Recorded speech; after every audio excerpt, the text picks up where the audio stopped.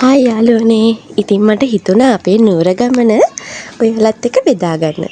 ඉතින් ඔන්න අපි දෙන්නත් එක ගොඩක් ප්ලෑන් කරලා එක වගේ ඇඳුම් අහලාගෙන අපි ඉතින් නුවර ගමන යන්න ලැහැස්ති වුණා.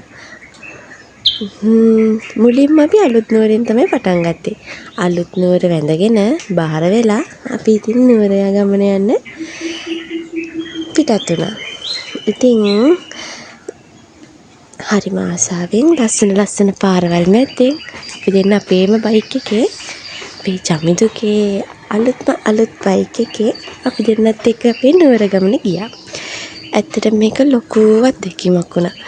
මහා පාන්දර 4:05 ගානට පිටත් වෙලා සීතලේ දෙන්නත් එක්ක නුවරට වෙනකම්ම හරිම සතුටින් තමයි ගියේ.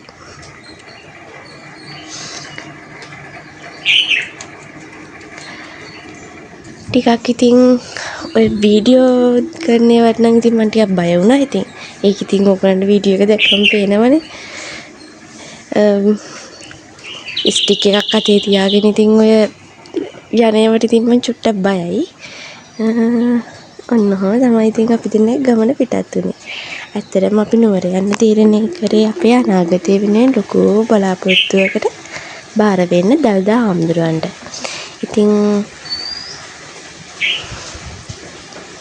අපිට මේ අටපිරිකරයක් අරගෙන නෙළුම් මල් අරගෙන අපි ඉතින් මාලිගාව ඇතුළට ගියා. ගිහින් දල්දා මන්දිරයට ගිහින් අපේ බාරෙත් අපි හිතින් හිතාගෙන අටපිරිකරෙත් පූජා කරලා හැමෝමත් වගේ අපි දෙන්නත් ඉතින් ලස්සන ෆොටෝ ෂූට් එකක් නම් කරා.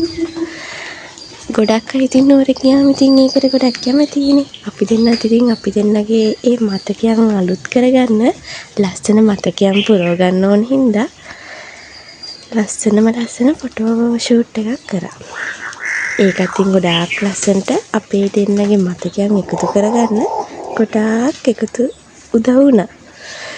ඉතින් අපි දෙන්නගේ නුවර ගමනෙන් පස්සේ කොහෙද ගියේ කියලා බලන්න ඉදිරියටත් එකතු වෙන්න හොඳද?